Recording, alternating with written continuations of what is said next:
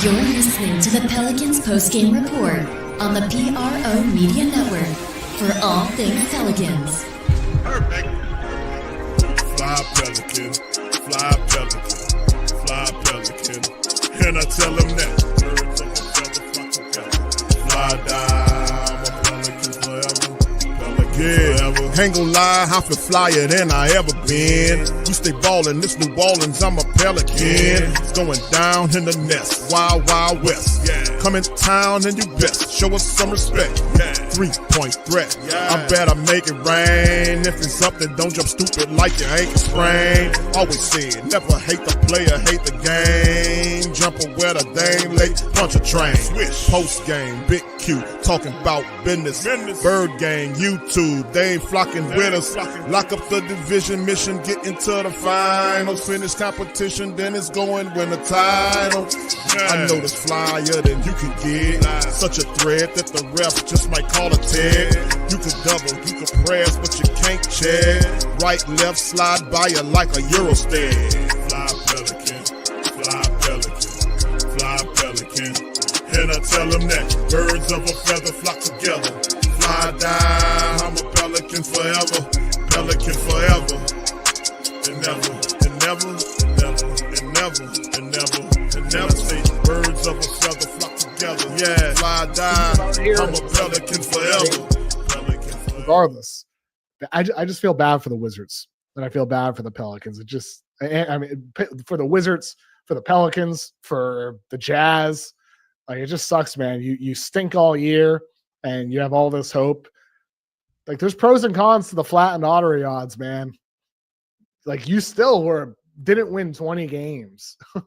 Like you didn't win 10 or 11 or 12 like the process Sixers, but it was an ugly year. And then you get rewarded like this. Kind of sucks, man. It's harder to get good again with these flattened odds. Let's move on to the number 7 pick in the draft, the New Orleans Pelicans. I have them taking Jeremiah Fears. I actually like the Fears pick for the Pelicans. This is one of the first selections where I feel like I can talk enthusiastically about the fit here. We saw Zion Williamson on stage for the Pelicans tonight. I don't know if that suggests anything, but in theory, you got Zion, you got Trey Murphy, you got Herb Jones, a bunch of big wing defenders and playmaker like Zion, creator like Zion. What you need is a point guard, and Jeremiah Fears is such a good creator, man. He hit 44.1% of his mid-range jumpers last season, 50% of his floaters, over 80% of his free throws. He only shot a 28.4% from three. But I think this guy, I'm a believer in his jumper. He measured small, he's still only 6'2", but ultimately he's not like a 5'11" guard. He's still got size. He's got strength. He's a great finisher around the basket. To me, a Jeremiah Fears, Zion Williamson, Trey Murphy, Herb Jones, yada, yada, yada core, that gets pretty interesting for New Orleans. It gets pretty interesting, a lot more promising than maybe you'd expect for a team that might feel some disappointment with where they're going to end up picking here. Let's move on to the... All right. For all things Pelicans, you're now tuned into the Pelican post-game report. Shout out to the fans. Appreciate y'all being in the live, man. This is NBA lottery time as the Pelicans. That's right. The New Orleans Pelicans dropped 3 spots in the draft, fam. They dropped 3 spots and will pick 7th in the draft. And it's a lot of people. That's the game that you play as well. And you guys are absolutely right. This is why we don't like it. The Dallas Mavericks trade of Luka Doncic did not make sense. It did not make sense at all to send him out to LA, but this is how these people play around and maneuver and manipulate. And of course, you have these NBA people telling you that that's simply not the case. Don't believe your lying eyes. This was definitely one of the most rigged drafts I've seen in a very long time. Dallas ended up getting the first pick. They sent Luka Doncic out, and they ended up with flag. Please. This is the kind of crap we got to deal with professional sports. It's just what it is in America. And if money's involved in these sports, they're going to rig the hell out of it. I never really trusted the NBA lottery system. We all know it's a fake ass lottery where they can do whatever they want to do. They make the rules, and the biggest part of it is pretending like it's legitimate when it's illegitimate. But anyway, shout out to Pelican, Nola, Young City 9, Tasha, shout out to you as well, Strider, Don Guillory, big ups to you guys, State of the Pals, DJ, Brother Kai, the great shout out to you, Stacy, much love. What's up, Stephanie? Good to see you in the building. Nardy UPT, big ups to your fam. I see you, man. Michael says shit was red Q. 4 small market teams lost their spots to big market teams, indeed. And it just gives you the truth, family, about how this crap goes, right? And the purpose of losing games uh, in an attempt to get talent is not like the NFL. Like the worst teams get the selections, whatever, and the NBA institute this lottery in an attempt to stave off tanking, which it really didn't work. And then the NBA steps in and it decides who they're going to get a pick. When they traded Luka to LA, I was like, that didn't make any sense. What happens? But the NBA has that league share revenue type thing going on where the big market teams have to be relevant for it to make a lot of money.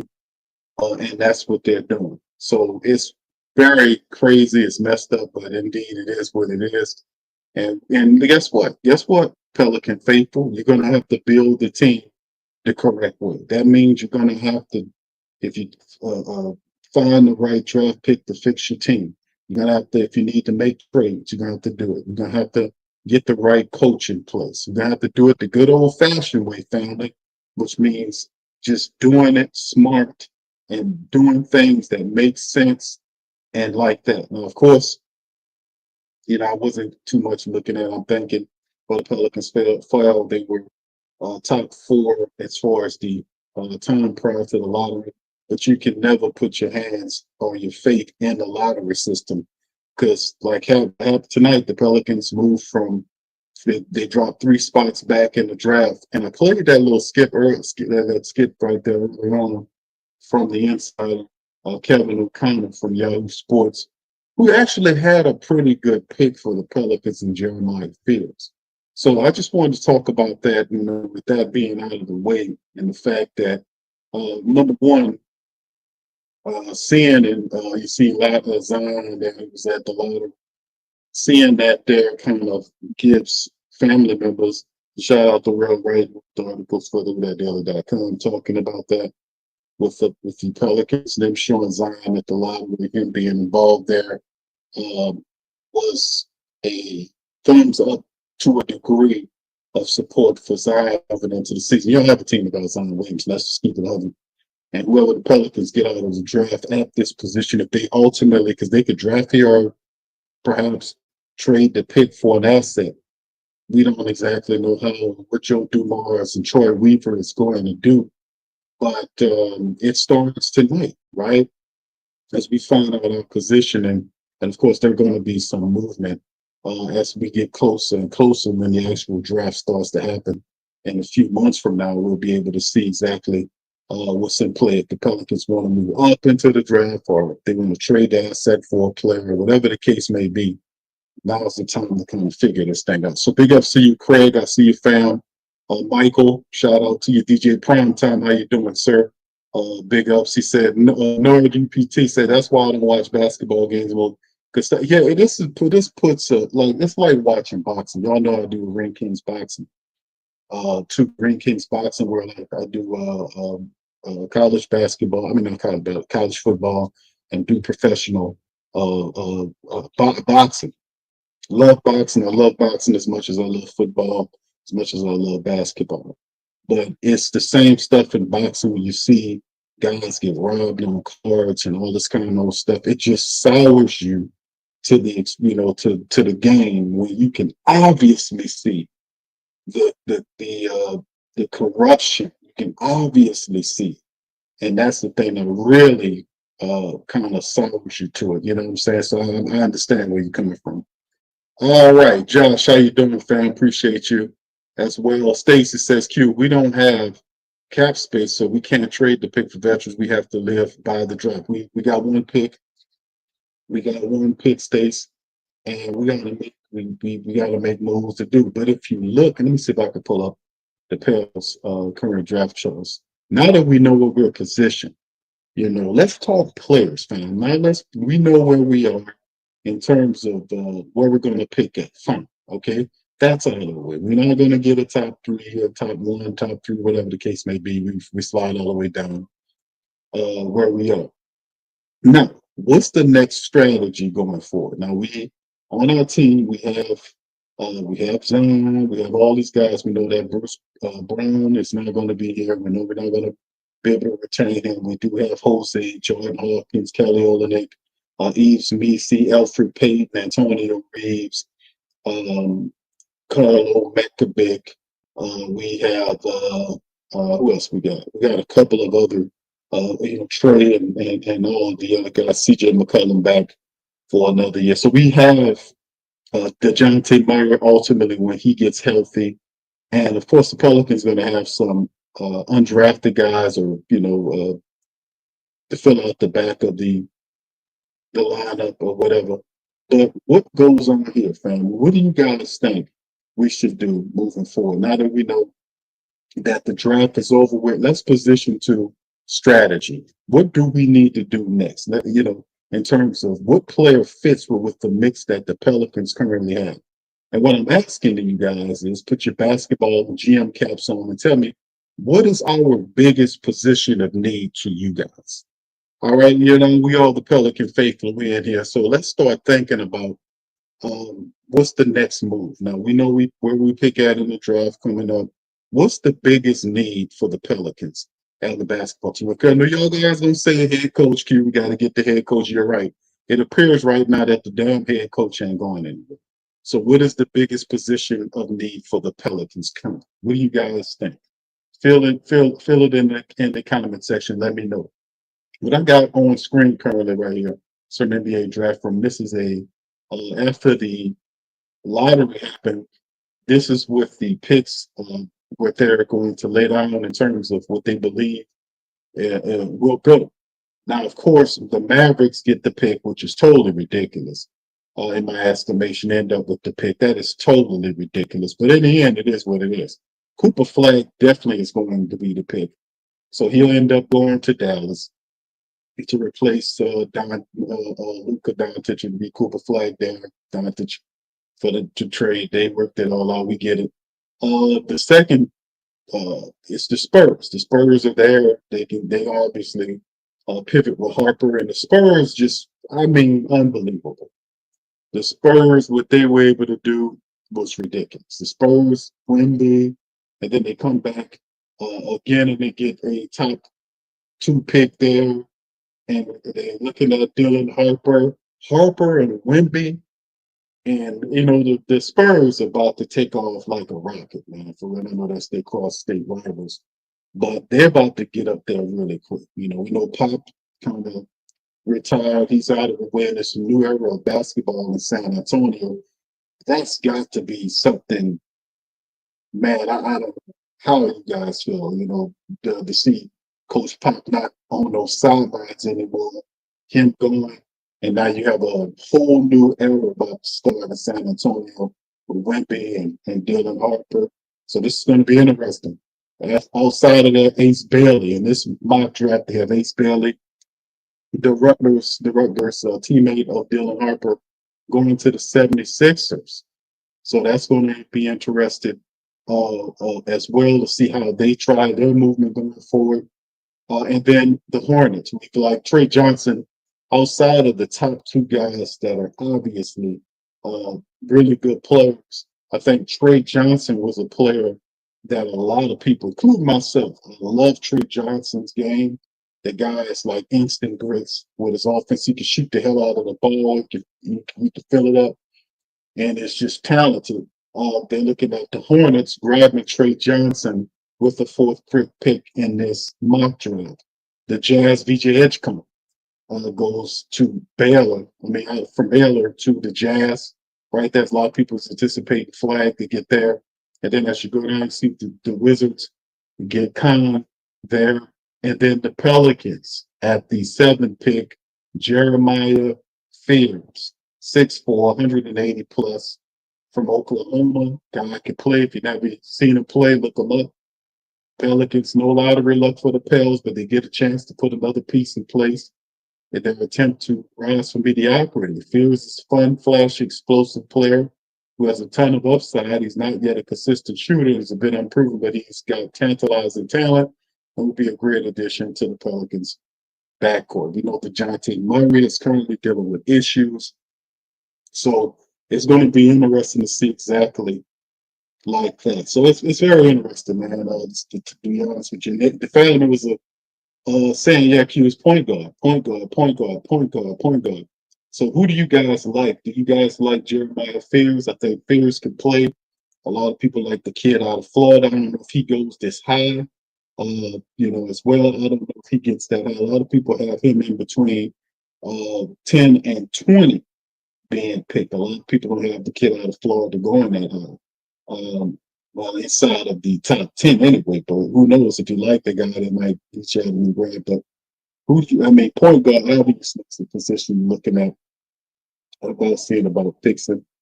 And we don't see exactly what it is, man, going forward. But no lottery luck for our Pelicans tonight. As the Pelicans fall to the 7th selection, and now we have to figure out what we're going to do moving forward. So, yes, this is the thing. All right, big ups to fam. Michael says, I'm not tripping. The Spurs been having the top 5 pick for the last 5 years. Indeed, man. And sometimes you got to stop sucking and start winning, right? What's up with their team, Sean? What y'all got going on, brother?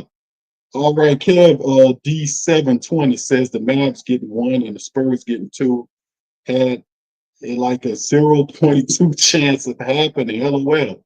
The odds of the top 3 in the NBA draft being Dallas, San Antonio, and Philly, and it all was, I know, bro. Isn't that ridiculous? And you look at the numbers, and I don't want to just keep going over that point. It's we commonsensically, come on, fam. Even to the more fanatical-minded person who believes almost more than half of the jargon that these professional outlets spew out, they have to be even looking at this with a leery eye saying, man, come on, man.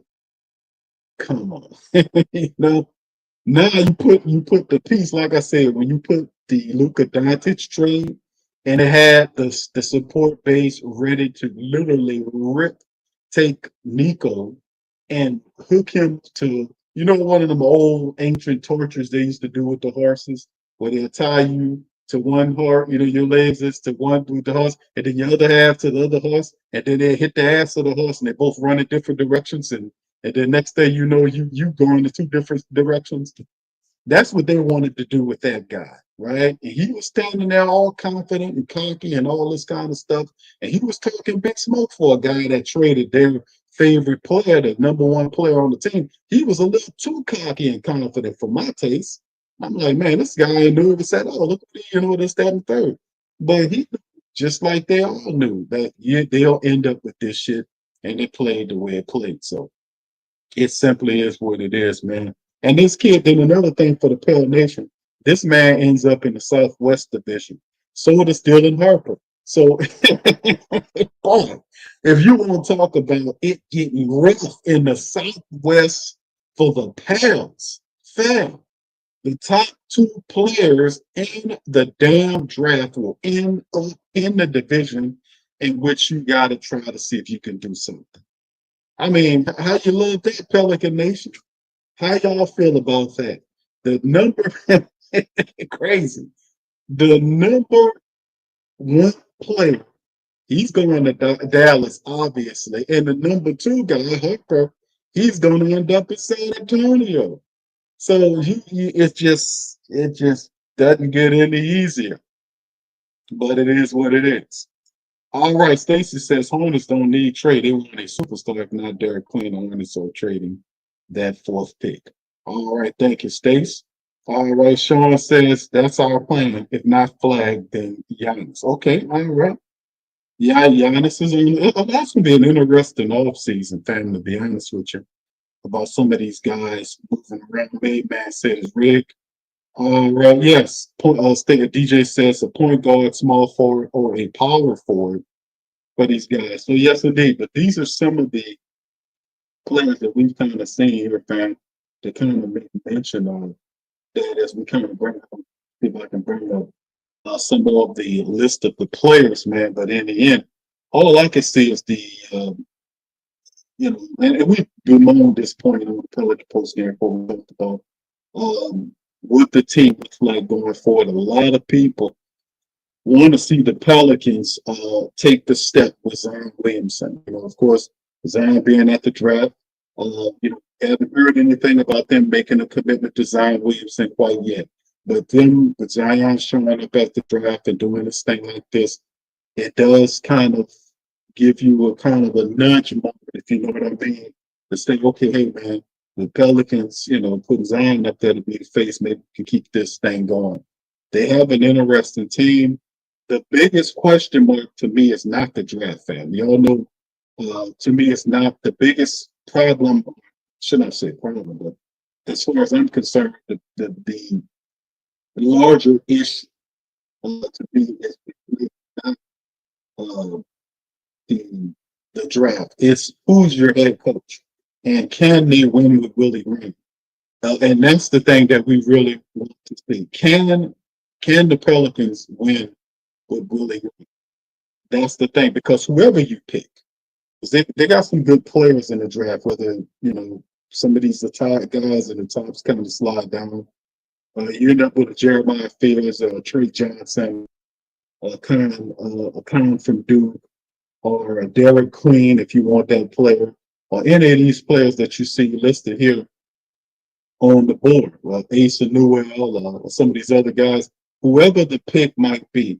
Do you guys really believe that Willie Green could take the Pelicans, get a winning record, and could to get the Pelicans back to the playoffs?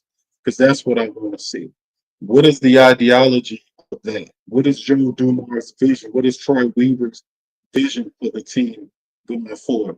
What are we going to do? Are the Pelicans going to try to see if they can do some trading going on? Do you see that going on as well? What happens there? It's a lot to kind of go over, man. But we'll see. All right, Michael says, Q, how can the same teams get in there? No, that's what I'm saying, man. Because people are kind of still stuck on the fact that the Pelicans fell several spots, 3 spots down. And the thing is also is the top players in the draft end up in the Southwest against us. Spurs will obviously pick Harper, and the Mavs will take Flag. So just don't get any better than this. So at the end of the day, regardless of whatever talent they have, the Pelicans have to compete. But we kind of tied up monetarily speaking. We got one draft pick unless the Pelicans decide to trade back and accrue some more, whatever the case may be. Or, however it's going to go, what's the vision? We still don't have enough of the picture yet.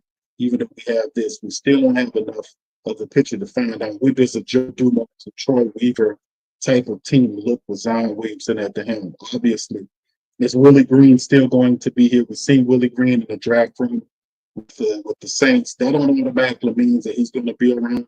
We know Gil Benson thinks Willie Green is a nice man. He's such a nice man. Same thing with Elvin Gentry to us. He's such a nice man. We know all of this nice man nonsense that she likes to play.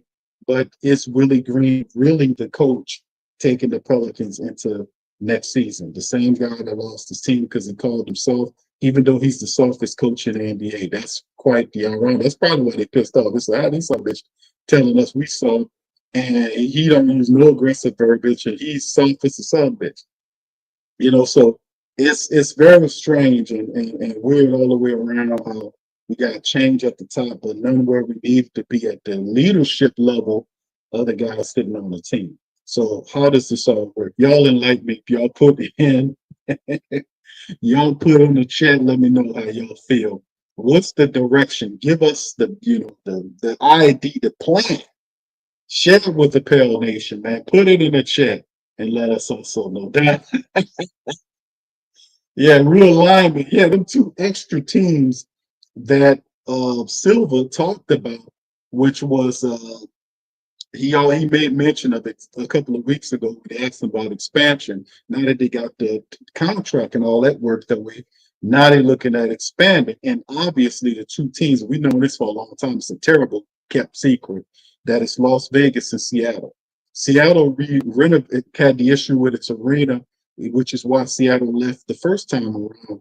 And Clay Bennett went up there, he bought the team and moved them to OKC because they couldn't resolve the stadium issue. But since then, Key Arena was totally redeveloped. They reworked it. I think the WNBA team they have plays out of the new Key.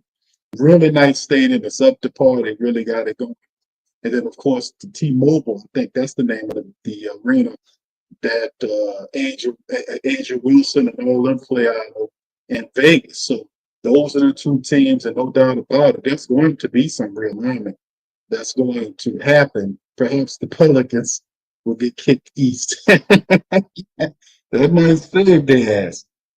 All right, Molly Mall says Dumas will eventually have to fire Willie during the season. Oh no, you can't fire Willie because he's a nice man, and that's the problem. She gets in the way with that bull crap, and that's really because David Griffin was trying to fire Willie Green last year during the season, and she stopped it. She the one stopped it, then put him on the street, and it's just like I can't get what I want from these people. I can't seem to get what I want from these people. I'm like, okay, well, can y'all do something right? Doing something right means if you're going to have a change everything. You got people at the administrative level, they're getting out, some new people coming in, cool. But you cannot keep the coach that, this guy had more, 40 points, more a record 40-point losses than any other. I mean, come on. Come on. Willie Green needs to go, man. Willie Green needs to go, man. I mean, really. I used to like Willie Green, but Willie Green is just like, brother, it's time, bro. It's time, bro. Just go. Just go. We on some Dennis Allen shit with this guy. Just go, Willie. Just leave. But as far as I'm concerned, that's what we are. And what kind of direction this team is heading, y'all put it in the chat. Because it ain't going to get no damn easier. Like I said, the biggest news, the Pelicans fell from 4 to 7, but Dallas has got the number 1 spot. Spurs got it. And now you're looking at having those teams ahead of you in the Southwest Division that'll get the 2 best players in the damn South in the draft. So there you go. Moss says, "Q, the direction is, I don't know how." He says, "I don't know. Do it on the fly." Yes. All right. Yeah. Moss says Allen was a nice man. But no, I don't think she ever referred to him as a nice man. Dennis Allen floated on the cloud. I don't know if she considered him. Brother Gillard says, "Gotta think Coach Dumas once is still coaching. Will is going to the front." Hey, listen, I've heard that rumor.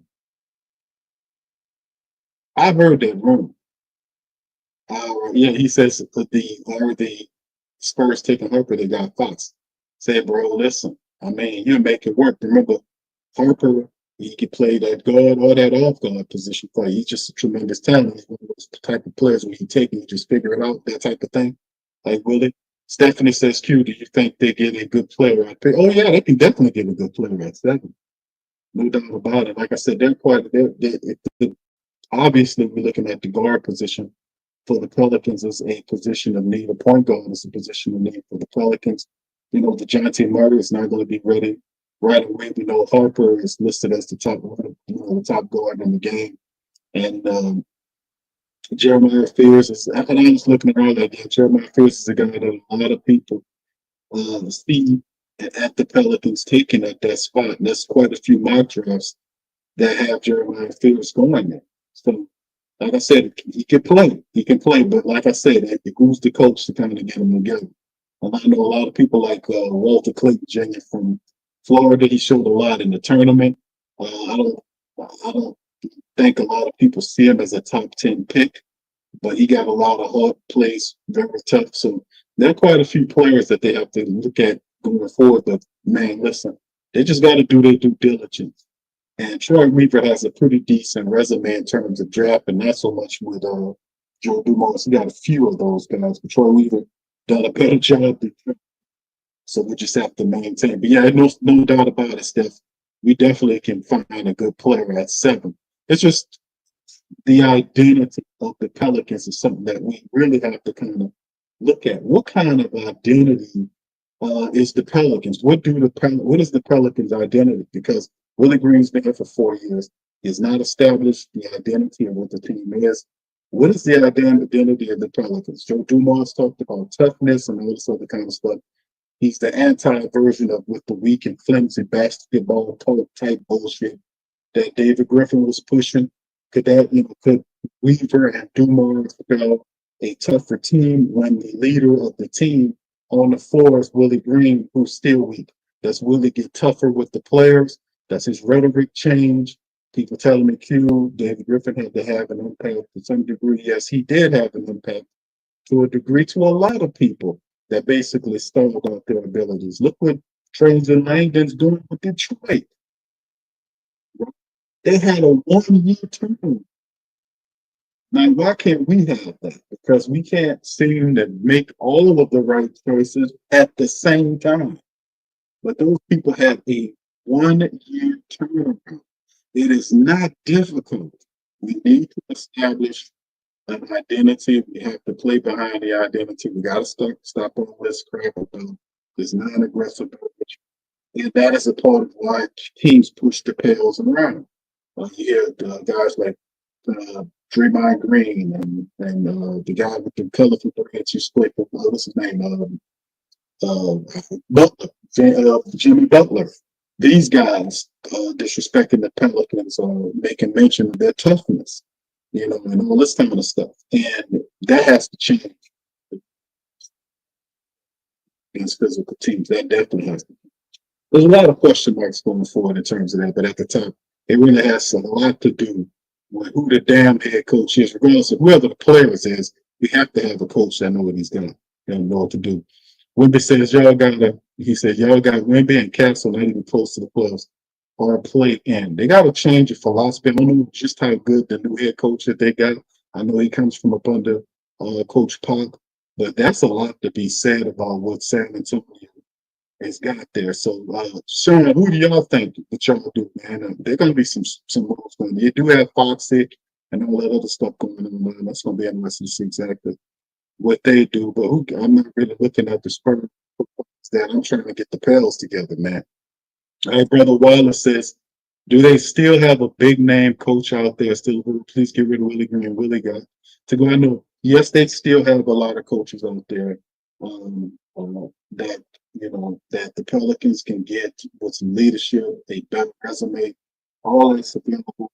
It's out there. We'll have to see what the decision is, because there was a rumor that Willie Green was supposed to be taking a job inside, moving up in an administrative position. It's just a rumor. Now, listen, I think that's a good idea, just to get him away from the team. Me personally, I would, if I'm coming in there, I'm cleaning house. But you got Gail Benson who don't know what she's doing, and it's just ridiculous to say the same. So at some point, it got to figure out we got to do better than what the hell we've been doing. All right. So anyway, big ups to you guys. Hope you guys been having a good time, man. I know that we've been dealing, like I said, I was watching the draft, and I'm saying to myself, this lottery, and I'm saying to myself the whole damn way. Yeah, when they started the slide, I was like, yep, here we go. But we just got to do it the right way. And the right way, family, guess what the right way is? Doing the smart decisions. You know what I mean? Strider says, glad they got the 7th pick, because honestly, if Joe Dumars is who what they say is, this is the time to prove it and see what he does. All right. Sean says, as soon as y'all get rid of Arsenal, y'all will get better luck. And it's just y'all. Thanks, Sean. Same thing, bro. So as soon as we get rid of Arsenal, everything goes. The Pelicans or the Saints, because they use the same bullshit system, correct? All right, Philly says 1, 2, 3, Willie Green. 1, 2, 3, Willie Green. You got to go. You know, you got to make a say Willie Green. You know, that's what I'm talking about. All right, Michael. Thank you, man. Says I'm upset, Big Q. Why, brother? Why? Thank you for your super chat, man. I appreciate that. Why? There's nothing.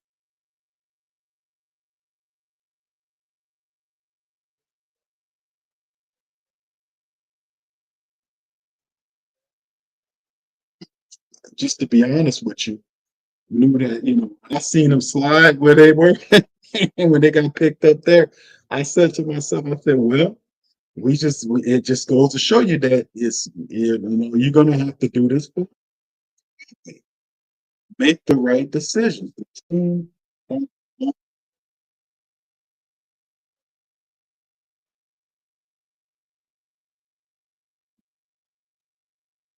for that. So bring up the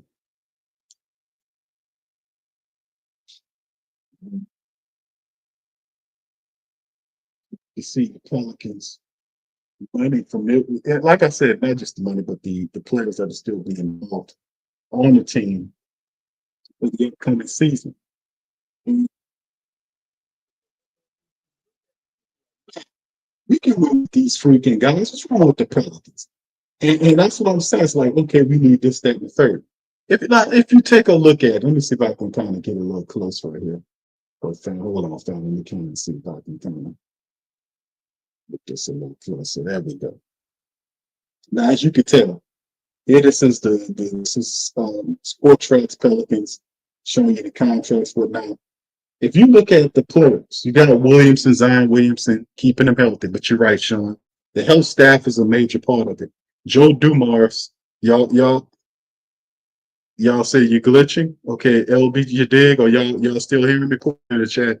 Y'all still hearing me good, fam? Because I'm not in my studio. I'm somewhere else right now. I'm out of state right now, and I'm doing it. But y'all put one in the chat if y'all can hear me fine. Can y'all hear me fine? If not, I'll just do something else. Put one in the chat if y'all can hear me pretty good, pretty clear. All right, but this is if you look at the team, the Pelicans. Thank you, Strider. If you look at what the Pelicans have, Zion, even if you don't like CJ McCollum, and the proper role CJ McCollum helps. It's the thing is like Willie Green gets walked on. Like if you have an offense, and that's why a part why I don't like Willie Green. He's not a disciplinarian because if CJ McCollum is supposed to pass the ball and they work through where the option one, which is Zion Williamson, how many times have you guys seen like Zion in one game dominate and then the next game they don't play through Zion? You see CJ shooting the ball more than what he's supposed to, him not passing the ball, and Willie not telling him nothing. He just standing there with his goddamn arms folded. You have to, as a coach, he has to basically keep that part of the game going. He has to be able to say, hey, man, we got to play through, our guy. We got to get Zion going. And then Zion, it was games last year, fam, where y'all seen Zion actually in there trying to facilitate, fam. You remember that? Zion got the triple double, and then he was trying to get the triple, kind of getting his points. He was rebounding, but he was still able to kind of pass and get other guys involved. I thought that was pretty cool. Then you have Trey Murphy there. CJ in his proper context. We know Bruce Brown is not going to be there next year. Herb Jones is still in the contract for the next several years. He had an injury, but Herb Jones is looked at as our best defender, right? But Herb is coming back. So he's a part of it. Kelly Olynyk will be back next year. Trey has 5 years there. He will be healthy and ready to go. Jordan Hawkins, is going out a sharpshooter. He'll be there. Eves really developed. Eves got a lot of playing time last year. He should be special. Jeremiah Robinson, we know he'll be gone. We know Bruce Brown will be gone. We still got Jose Alvarado. We still got Carlo Mack. Antonio Reeves showed guys that he could play. Where does Antonio Reeves fit in this whole matrix, fam? We still have Brandon Boston. Brandon Boston was playing really well until he got hurt. He's another guy who got him on an extra year. You see Mo Bamba, and we don't have Mo. Alfred Payton read up with the Pelicans, so we'll have Alfred next year. And we have both restricted free agents and Keon Brooks, which we call Timo Knox, and Jamal King, who's also considered restricted, and Lester Quinones on a two-way, and also restricted in the following year. So, I like Quinones. He's pretty good player.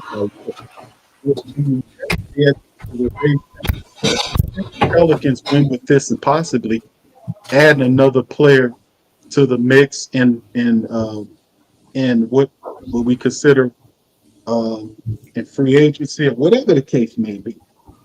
We just have to wait and see. DC is DC. Can you hear me, brother? How you doing? How can I not hear you? All this hope you up here trying to sell right now. I can't hear you. You can't hear me?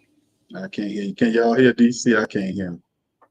All right. Thank you for that, Steph. Charity baby, shout out TC. He should go to we got him. What I'm saying is the Pelicans, like, we're not like some of these teams where they got to come on draft for assets. You know what I mean? We're not one of those teams where you got to count on the draft for assets.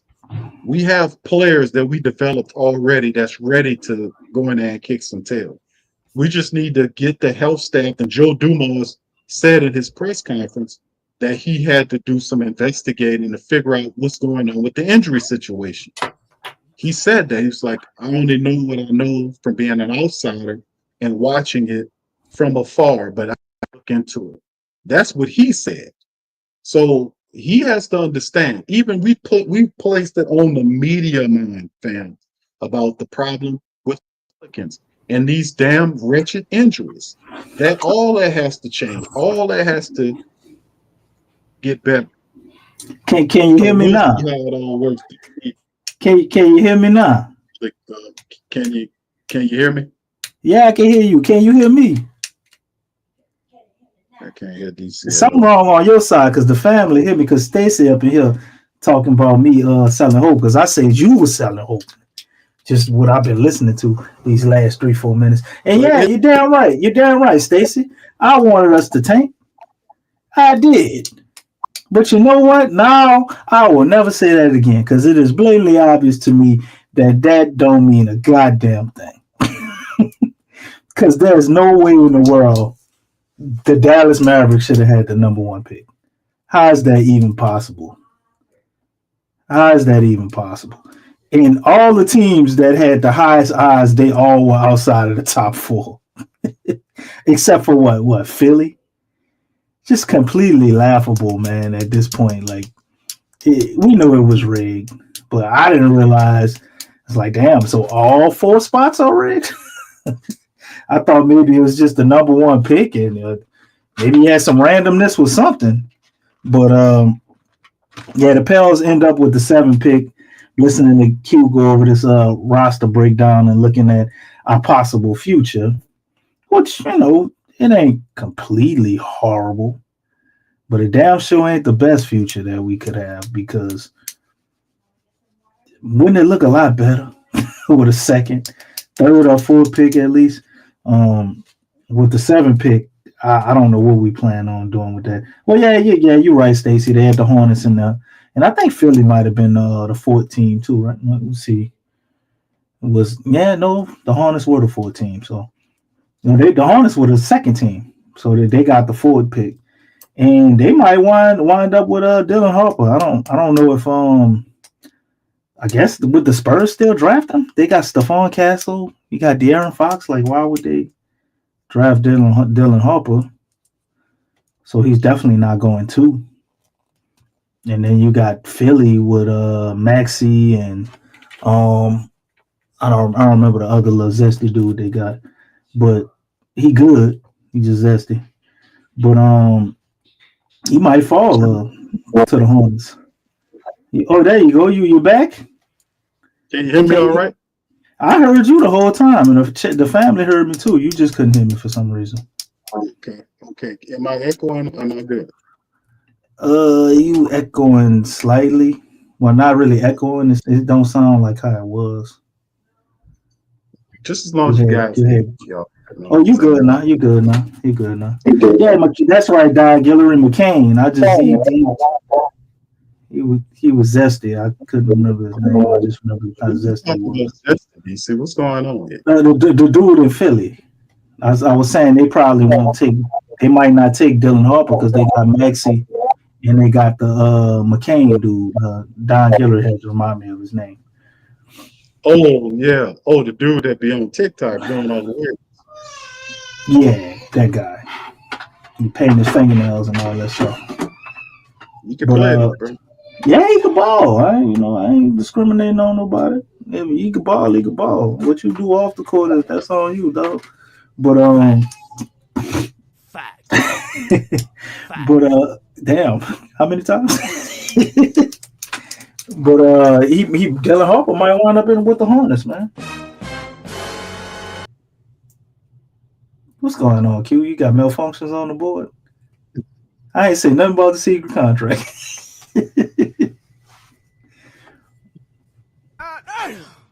I mean, this is the thing, bro. All I got to say, DC, is we covered that in early sections of the show about the obvious job that was going on. Now it all makes sense with the Dallas situation with Luka Doncic. All right, J Black says, "Q, your audio is football." Okay, yeah. I'm usually my audio's usually good.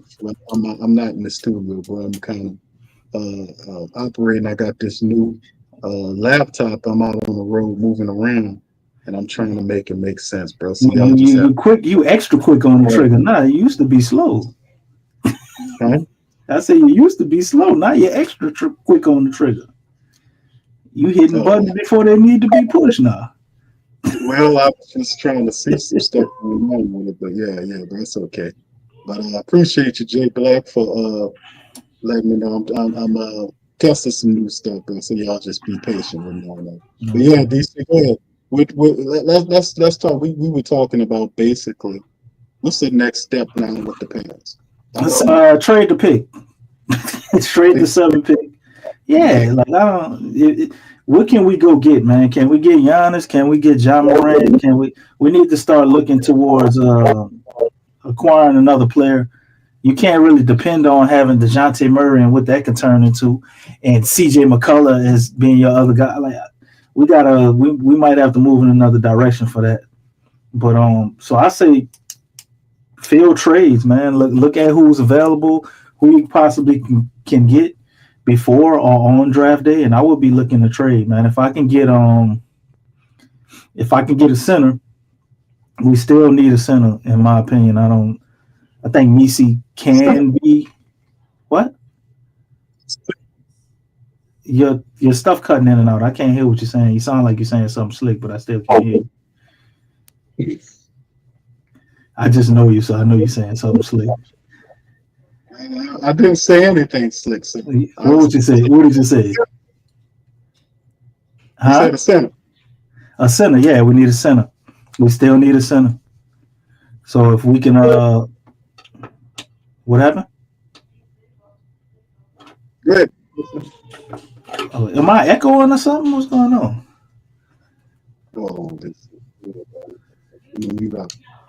But yeah, man. Like I was saying, we still need a center. We need a point guard, shooting guard.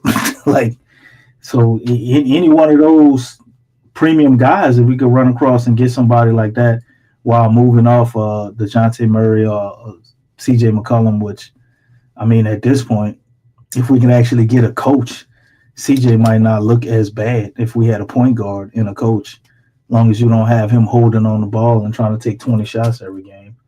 But, man, it definitely ain't looking as bright as it could as far as our future. If we would have just had a third or fourth pick where we were, I guess, expected to get it, that would be a lot more favorable. But you can still move a 7 pick. Maybe you can add that for one of these guys and one of these teams. They're looking at that as a come up with some future picks. But I'm not excited at all about drafting a guy there, not because I don't think they got guys that we could possibly utilize and it would fit with us good. I don't know if I trust this front office to be able to find, like the next Franz Wagner or somebody like that who wasn't really expected to be as good as they are, that they got at like the 7th, 8th spot. I don't know if I trust them to do that. 1, 2, or 3, maybe it would be more likely. Or if you could have got Dylan Harper, that's almost a layup. I'm pretty sure he's going to be at the very least a starting quality NBA player. But now that we're picking 7, it's just so much uncertainty. They do have a lot of guys, though, we're looking at. Like I told you, I like Derek Queen. I don't know how a lot of people feel about him. I like him a lot, even though I know athletically, he might not be what you want. He don't look like he got the size, but he could ball. He could ball. Remind me of a Zebo a little bit. I don't think his game going to be predicated on athleticism the whole time. And he can score. He got a little perimeter game to him. I think that's somebody who could play well with Zion and fit with Messi. But I would be looking to get bigger or fix my backcourt if I am going to draft a player. I know some people like a lot of the wings they got. And I guess you can never have too many wings, right? But Herb and Trey, I don't know. I think we need either point guard, shooting guard, or center, some type of way. Really would like to see a trade and go after Ja Morant if he's really available. Those rumors I hear are true, but how do you really know till it happens? You still there, Big Q? You got your stuff fixed? Can you hear me? Yeah, you good now. All right, I'm still working on it, brother. I don't know what's going on. I'm still trying to figure it out. You good now, man? You not cutting in and out or nothing no more? You said you can hear me well? Yeah. Okay. Anyway,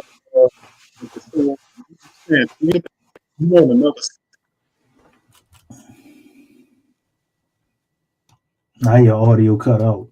It was good, and then you wasn't. I don't know what happened. It's going in now, brother. It's going in.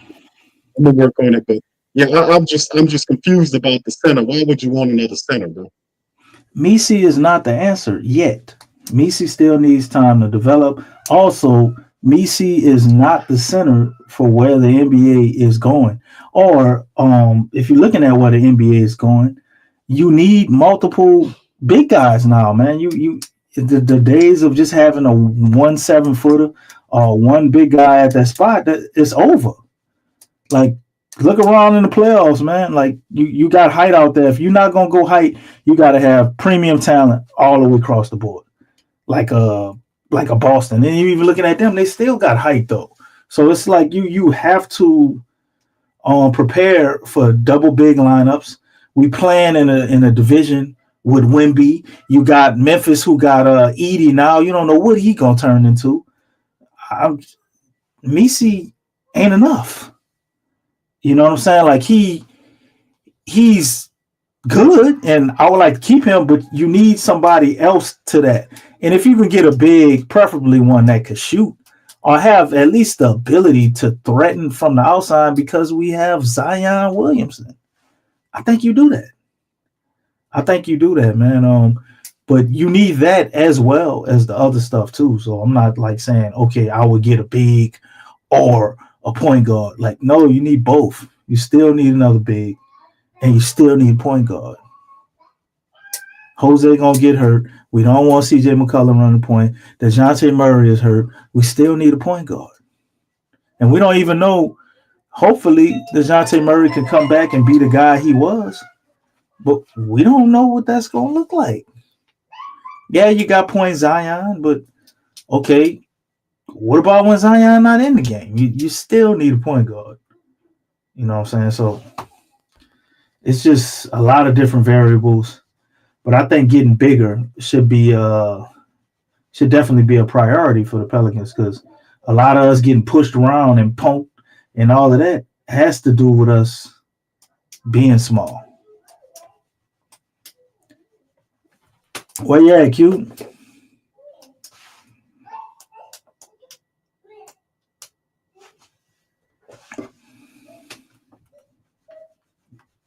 I guess his mic's still tripping. So, all right, family, what y'all thinking though, man? So I say we need a center, shooting guard, a point guard. Not in any particular order, but it's definitely extremely important to get a point guard and a center. Shooting guard, as long as we got CJ McCollum and Jordan Hawkins, you got Herb. I think we can make something to work with the shooting guard spot, even though we need to upgrade it to look for, CJ McCollum possibly moving on, because I don't think we're going to give him another $30 million a year. I mean, guess you probably do it for 20. My man Cap Manny said a power forward. I think with Zion, Carlo, it couldn't hurt. I mean, hopefully he's a combo forward where he can at least play a small forward and power forward, or power forward and center. Somebody like that, I wouldn't be mad at it. Pelicans Nola got a crazy lineup here. He said Herb at the point, Trey Murphy at shooting guard, Zion at small forward, Kelly power forward, Misi at center. Don't totally hate it, but I ain't gonna say that. To me, that ain't the lineup that's gonna feed families. But I definitely think that's a lineup that they could and should play. I don't know if I want that to be my starting lineup though. But Pels with the number 7 pick, family. How y'all feeling about this? Because I don't know, man. I'm a little disappointed. I mean, I didn't expect us really to get the number 1 pick. I was hoping we got number 2.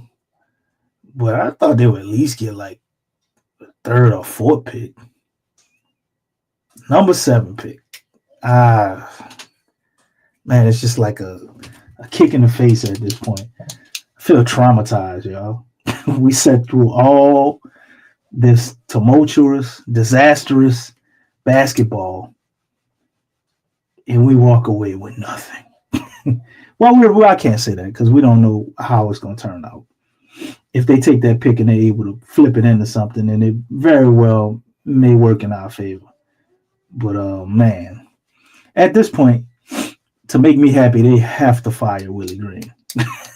They absolutely have to. Like, we basically, we don't have anything that we didn't have last year.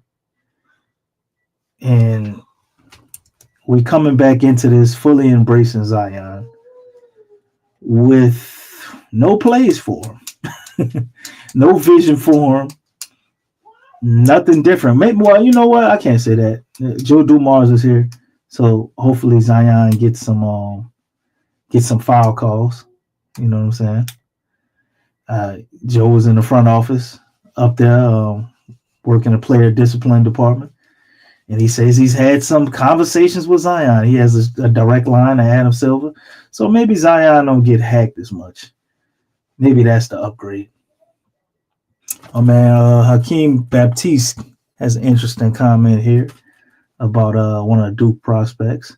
If we keep the pick, go with 1 or 2 Duke players. Malach, that's the big center, the 7-foot center. The center or the shooting guard, Knipple. Yeah, I'm not sure. Malach, I hear a lot of good stuff about him. How well do you trust his shooting abilities? Are good? You would say they are. Is that kind of a flash in the pan? What we've been seeing at Duke, or can he continue to develop that and get better? But we definitely could do a lot worse. So I'm not mad at your strategy, man. I think it's an interesting way to look at it. Knipple, I like Knipple, but at the same time, like I just wonder if his game gonna translate, and defensively how good he is really. Do you see Knipple as a defensive stopper or somebody that'd be more of a liability defensively? Offensively, I can see the brother got game. I see he got game, but defensively, I'm not sure about Knipple. But like I said, if the Pelicans selected him at 7, I'm definitely not mad at all. Just think far as what we have for our team, I don't know. And then the center is having another rookie center, and just knowing how centers. That's the problem with Messi, man. Centers usually have to develop. It's one of those positions that take a while, and you kind of say the same thing about point guards too. Maybe lately, or when you get a great point guard, that's not so much true. They kind of hit the ground running a lot of times. But center definitely, man. It seems like those guys have to adjust to the physicality. They have to put on some muscle, Then they gotta adjust to the speed of the game. Like center just seems to take a while. But we need a shooting center, and this I don't know if I'm saying his name. I think it's Malak.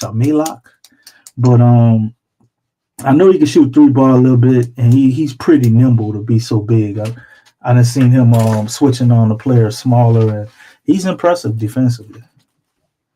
All right, let's see what other comments we got in here. Show y'all some love, family. You can't call in, but I'll read some of y'all stuff in the chat. Shout out to everybody in the chat too, man. Like I said, y'all make this show worthwhile for me. I love hearing other people's thoughts sometimes, and seeing what you guys thinking and how y'all feeling about whatever we talking about. So, lately I've been leaning towards reading a lot of y'all comments and asking y'all what y'all think, shoot some questions in here, because that's what I like doing. And Big Q gone. He done came up in here, got it started, dropped the news on y'all, and disappeared. My man that went to the black zone with that mic or something going on with this stuff. But let me see what my man Jaden got here. He said, Big Q in DC, I'm mad. I'm very past, but I guess you're saying what, pissed off? Not only don't we get the top 3 or 4 pick, but the NBA let the Spurs and the Mavericks get the top 2 picks. This cannot get any worse, I guess. Adding worse than this. Okay. I get what you're trying to say, brother. Yeah, you got 2 teams in our division. The rich get richer, right? And then here we are. We talking about we trying to win and go for the championship. Okay, well, I guess I ain't got to do it alone. Lexxah came and jumped up in the building. What's happening, Lex? What up with you? Oh, I'm good, but I want to go ahead and I want to get something off my chest with you right quick. Because wait, I gotta say this. Okay, I speak. I went all season, getting on you, Lex, about us tanking, and you said I ain't trying to hear that crap. It don't mean nothing. It don't matter. And I got to tell you, Queen Lex, you were right. You were right. It meant absolutely nothing. It's a completely lost season. You hear me? First of all, this just goes to show they were not going to put Cooper Flag in a bad situation. They were not going to send him to a poorly ran organization. They weren't going to send him to the Wizards. Utah, they still struggling, even though they got Danny Ainge, and they definitely weren't going to send him to the Pelicans. Why not the Spurs? Huh? Why not the Spurs? No, because the thing is that, and it really, this kind of saves Nico's behind. He's actually in a great situation because there's already been talk that they could trade Cooper Flag to the Bucks for Giannis Antetokounmpo. They could very well do that. They could. Yeah. I think that would be. I mean, that'd probably be a mistake on the Bucks part. They put Cooper Flag in a great situation. He has mentors. He's around champions. He's around for the most part a greatly ran organization. He's around players and an organization that has stability. And I just think it's sad because when you look at the Pelican situation, everybody was hoping for a top pick all season. And you know what? Really, it looking at this again, the division is getting stronger. And you know what? The Pelicans are behind. All this stuff that Griff did, man, it really this just goes to show how much of a setback that it was. It confirms how much of a setback this organization is right now. Houston, Kevin Durant came out and said that he wants to go to Houston. If Dallas is trying to win now, they could trade Cooper Flag to the Bucks and get Giannis Antetokounmpo. All those teams are in the Southwest Division, guys. Not to mention the Spurs got Wemby, they got De'Aaron Fox, and I'm pretty sure they're going to add more pieces. The Pelicans are behind. The Pelicans are behind, man. And it's sad, man. I mean, you're looking at you're looking at the Pelicans because right now, this kind of confirms the Pelicans are not in a win now situation. Does anybody else feel that way? Does anybody else feel that way? Now that we know where everything's lying and where even with KD and all this information came out today, this was before it's not looking good. The division is getting stronger. And we already knew that. But now you look at where everything's lied in with the lottery and stuff, it's confirmation. It's confirmation. This is bad, man. It's more bad news. All because you weren't being proactive, you were being reactive. And look where it's gotten the Pelicans organization. Look where it's gotten you. And really, it's really almost, it really paints that picture of, man, really it's like, you got to rebuild. Really, there's no sense in really keeping Zion unless you just using him for a piggy bank. And that's what they've been using Zion for. Zion's not about to win here. Nobody's about to win here.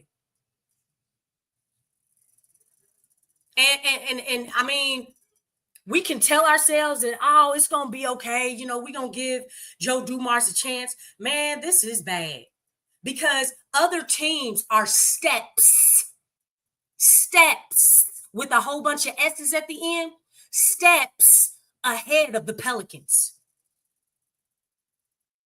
This is bad. This is bad. And it's not being negative. It's telling the truth. Because I'm not the type of person, I don't like to lie to myself. I don't like to do that. I want to know the truth. You know what I'm saying? If something's spoiled, hey, man, I want to know that it's spoiled. I don't want to just bite into it and you know what I'm saying? And it's spoiled, but didn't nobody tell me. That's crazy, man. And that's what this is right now. That's what this is. And it just, this whole thing took a huge turn. It took a huge turn. It was never about, you know, Joe Dumars really, him using his status to really help the Pelicans. Man, it don't matter which way you turn it. The Pelicans do not have a good owner. No, they don't. Like, just because Joe Dumars is here, this organization just didn't get, oh, this organization is great overnight. This stuff is a process, guys. It's a process. And it's just really sad. It's really sad because that's what all this is just confirmation of what we already knew. It's confirmation. Yeah. But I think it could be worse though, Lexxah. They could be trading Zion and keeping Willie Green, like the other rumor said. I mean, you know what? I didn't even touch on him. No, I'm sorry. I shouldn't have said Willie. I know that'd be triggering for you. You see what I'm saying? Oh yeah. This is not a win now situation for this organization. It's not. What would you propose that they do now that Joe Dumars is here? Because we're in a time right now where they haven't really done anything new yet. Huh? I said I hope he has great negotiation skills for some trades or something, because really that's it. Yeah, we got to pull off a trade. Because really, this kind of secures. This is not going to be a win now team. I don't even think this. Whatever happens from here on out, I don't even think they're going to be a playoff team. I really don't. So let me get this straight, Lex. You don't think that even if we have Zion at full health and Trey Murphy at full health, that the Pelicans can make the playoffs? Okay. Maybe they got to do it through the play-in again. Let me give you this answer. But I feel you with them not being the 6th seed. Like I'm with you on that. You see how good and how big these other teams are? You're putting a lot on Zion. Well, I mean, we do have You're two. putting a lot on him. That man needs help. These teams are stacked, DC. They stacked. They are. We still have a chance to get bigger. What if we draft a big guy? You are putting so much pressure and emphasis on Trey Murphy and Zion. And Trey Murphy, I'm gonna be honest, Trey Murphy has not arrived yet. He's gotten his opportunities. I'm with that. He right there. Trey Murphy, come on, let's be real, guys. He hasn't arrived yet. Trey is not, and that's nothing against Trey. I don't want y'all to think that that's something negative, but he needs a little bit more time and more of those opportunities. And now he's getting them, but he just needs to play with Zion. And he's going to be coming off of an injury. Yeah. Isn't he going to be off his injury by the time training camp comes? Not exactly sure. He might still be a little hurt. You see what I'm saying? But he always coming off an injury, though. Trey always coming off an injury. That ain't nothing new. I mean, but what I'm saying is you're putting a lot of pressure. Let me ask you this. Who else on the Pelicans is a true threat against a quality playoff contender? What do you mean? You talking about a player? Like you said, who was a true threat against a quality playoff contender? Against a quality team. I mean, I think everybody goes with Zion. I don't really think we have if Zion go down, it's trash. But that's the thing. That's what that's what we want to do, y'all. We want to put. We want to have, because really it's gonna be 5 against 1. You gotta have, when you look at Anthony Davis, you look at Klay Thompson, you know what I'm saying? And then you look at the size that they have. Man, that's what Zion's gonna be going up against. When you look at these other teams, they have that other legitimate star. And not only that, it's not that. They have a complete team. We're already, I'm not confident about the front court. Is anybody else confident about the front court going up against other front courts in the division, let alone the West? I put it like this, Lex. As long as we got Zion, we have a chance. Are they going to win a championship? Hell no. Not with the current squad we got. But as long as they have Zion, we have a chance against any front court on any night. But wait, hold up. I'm not finished. I'm not finished. Because you hot. You've been stewing for a minute, huh? Huh? You can't just put it on Zion. Other teams have a complete team. Well, I've seen players like Giannis. Well, they put it on Giannis. They put it on LeBron. KD did have Westbrook, but you get where I'm going. When you have a superstar player, it's the Pelicans, though, man. Come on. I don't care. When you got a superstar player, if you can have them they don't treat Zion like no superstar, though. Come on, man. Well, they sent them to the NBA. They sent them to the draft. I mean, that's one thing. Just because they drafted him, they haven't been treating him like a superstar. This dude is the same dude who had to take a back seat to CJ freaking McCollum and Brandon Ingram. That was your coach. They want to wait 6 seasons late to all of a sudden build around Zion. Man, that's crazy, man. It's definitely crazy.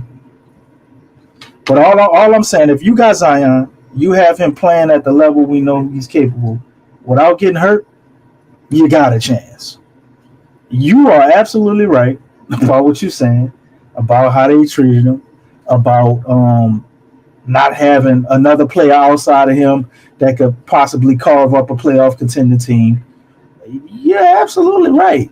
But if you got a Zion, you got him playing at top help ability. No, I'm not trying. No. This isn't optimism. There's no optimism at all in this. All I'm saying is, if you have Zion and he's able to play the majority of the games at the level we know how he's able to play, not a coach. You do. But if you have a Zion and he can play like we know Zion can play, I can't count him out of not making the playoffs. That's my only point. They could still do it. Will they do it? I don't know. Am I saying they're going to do it? No. But I'm saying it's possible. If you got Zion and Zion healthy, man, Zion could drag this team now. That's the type of potential and the type of ability that he has. Do you want to do that? Do you want to run him into the ground? I get where you're going and everything you're saying. And you're not wrong. And I'm not arguing trying to say you're wrong. All I'm saying is if you get him play at that level, you got a shot. Everything else is in the. But this is the thing what I want to get to, or we can start talking about. Because you laying it out, I hear the passion and I love it. What should the Pels do though? Because we got Joe Dumars, we got a new front office. We know they should fire Willie. So beyond that, what moves should they be making with the situation we're in? We can't treat the front office that they got now like that. This is David Griffin. This is a new front office. I don't know if they can fix all of this in a year. I seriously doubt it. But what moves should they be looking to make? Let's help them out. What do you see from your perspective that you think should be happening? You guys need to help themselves out before they, Come on, Lex, you can't give them all the vitriol and not give them no answers. Gotta give them some answers. Man, everything's late. Everything's late, man. That's the old front office though. It's a new front office, Lex. They should have started like when I was telling you. I want a movement way before now. That's what I was saying, because not right now everything's reactive. It's not proactive. And they're behind. So whatever they do, they're still going to be behind. That's the point. And they were already behind, but now you're even more behind. Remember what I said in the beginning of the season, that you lose time. You can't get time back. You cannot get time back. And because you can't get time back, time is precious, DC. That's what I'm saying. They needed to move then.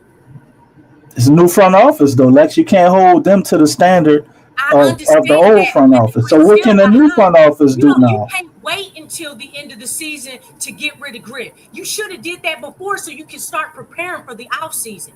Now you're here and you're behind way more than you were before. This is a hole right now, man. This is a hole. That's what this is. I mean, and that, because it's definitely hard. A hole. It's hard. It's hard to determine where to even start. Because first, I think you have to understand. Look, are the Pelicans in a win now situation? And everybody, right off the bat, I think everybody knows the answer to that. They're not. They're not. And let me tell you something. Do the supporters want to see the Pelicans with another losing season? And because right now, like I said, having Zion here, now everybody's clinging on to Zion even more. You had some people saying, yeah, trade him. Now that you see the situation, now it's like, oh, we need him now. We really do need him. People are changing their minds because he's acting as the only hope.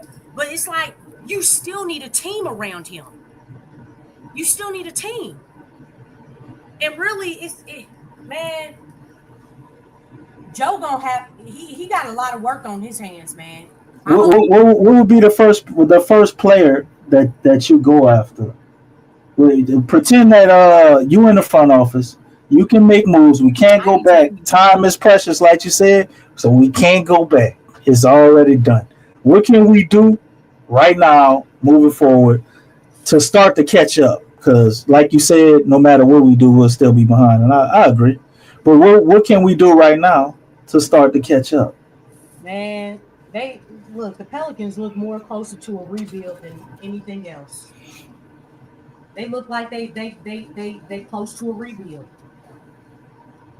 And I hate to say that because I don't want to see no more losing. I wanted this season to change. But I just don't feel like all this stuff, like you said, it takes time. You can't solve this stuff overnight. And so when you look at the situation, it's like they look like it's more so a rebuild than getting to a win now situation. So I don't think it's like I said, your perspective and mine it's a little different. I agree with the majority of stuff you have to say, but my thing is, I guess you say I'm still a little optimistic. I don't know from now till when the season starts what our roster is going to be fully, because there's still some things they can do. There's rumors about the Pels trying to get Ja Morant. There's rumors about the Pels trying to get Giannis. That won't go away. So they're obviously, to me, looking to do something. Pelicans. Probably not. But the Pelicans are actively looking to do something, is what I'm saying. So I'm pretty sure the Bucks are going to do right by Giannis, and they don't try to send him where he wants to go. Man, if I'm the Bucks, I'm trying to send him where I could get the most goddamn compensation. All this send him where he won't go. Good guys. Just saying. I can tell you right now, that's not on his list. It ain't on his list, man. We don't have the space, Stacey, but I mean, who we sending back could create the space for Giannis or whoever. You got Devin Booker, who you know is on the move. Phoenix has no draft picks. KD is out over there. You have whispers about LaMelo possibly, and there's people talking about Boston breaking that up or maybe trading one of those guys. Yeah. Who do you want, Lex? Like for to try to get this right, who would you like the Pels to get to pair with Zion to make a turn or at least make this exciting and then possibly be able to contend or compete next year? Shoot. Well, who's cheap? Who can help the team? Who cheap? I'm gonna have to ask you this question again with your move, Lex. What we talking about? Because I'm not looking at the books, but we know Gail Benson is cheap. She ain't trying to pay over the luxury tax. We know she ain't trying to win. I can't. I wouldn't have paid over the luxury tax for that damn team we had last year either. She is cheap, and you need to pay over the luxury tax. But I think if you're gonna do that, you gotta be strategic about how you do it, and you gotta make sure you got your team together, or a great team together, and then you pay the luxury tax. I don't think you should just do that, trying to, on a whim to try to make something happen. That ain't usually how most teams do it anyway, unless you like maybe the Lakers. Front office too, so yeah. You gotta sync up in order to make that. Yeah, you gotta have the right people to be going over the luxury tax for. You can't just money your way into it. I think that's just as stupid. Thinking about this stuff is scary, man. This is zero confidence right now, man. Just zero faith. I don't want you to have faith. I'm just trying to get some answers from your perspective because you draw a lot of valid points. So I'm like, okay, well, with the roster we have, who would you like to see? Low. And if, like for instance, you can say bring in Jaylen Brown over from Boston, right? But that's not feasible because look at his contract. I mean, it just I'm trying to do it according to what's feasible according to how the I mean, if they looking to get rid of some people you're not expecting through draft picks, I mean, a lot is feasible. I understand we don't have the space, but I think there's ways to make certain stuff happen. I mean, you could sit down and figure out the technicals of it, but if you're the front office, that like is how I'm looking at it. Like we got to provide them with some answers because they obviously ain't know what the hell they've been doing the last 6 years since David Griffin got up in there. Now you got Joe Dumars in there. To waste 6 seasons of a gifted player is crazy. It is when he probably only go play 12 or 13 years. Didn't try to invest, didn't try to get the mentors around him. Man, Dallas pick up Cooper Flag. Golly, you talking about Dirk Nowitzki. You talking about a stable situation. I don't know if he Dirk Nowitzki now, Lex. Huh? I don't know if Cooper Flag is going to be Dirk Nowitzki. I wasn't calling him no Dirk Nowitzki. Oh, you just talking about who over there. Okay, I got you. Yeah, the people around him. That's what I'm looking at. Zion didn't have that. Yeah. You got Anthony Davis. You got Klay Thompson. You got Kyrie. Champions. That's the type of mentorship and role models that you have around you, man. That's a great situation. And Cooper Flag is Garnett. I don't know about that, Stacey. Stacey said Cooper Flag is Garnett. I don't know. That's gonna be great. Now they may. I know he going to a good situation for who he is, though. I think that is the best possible situation for him. Other shit. The only thing he could have went that would have been better would have been like Boston or something. They were determined to put him in a great situation, and really that really saved what's his name's behind, because now they probably gonna love him. They get Giannis, maybe, I don't know how they feel about that, but I'm just saying, man. He sees Kevin Garnett if he was raised white with both parents. I don't know, Stacey. I think the fact that Kevin Garnett is black and he wasn't raised with both parents is what makes him Kevin Garnett, in my opinion, brother. But we'll see. We'll see with Cooper Flag. I think he's gonna be good. Especially not going to Dallas, I think that gives him an opportunity to be great for sure. Yeah. Because like Lex was saying, he's in a great organization, surrounded by champions, and he got some star-studded players over there he gonna be playing with. So coming in his rookie year, probably for the next 2-3 years, he ain't got to do a whole lot. He just need to fill in the pieces to whatever they're missing, and I think that's a role he can fill very well right now. And bringing them excellent defense, man, it's just crazy. The rich get richer as far as Dallas. And you can say the same thing about San Antonio, too, although we don't know who they're going to pick.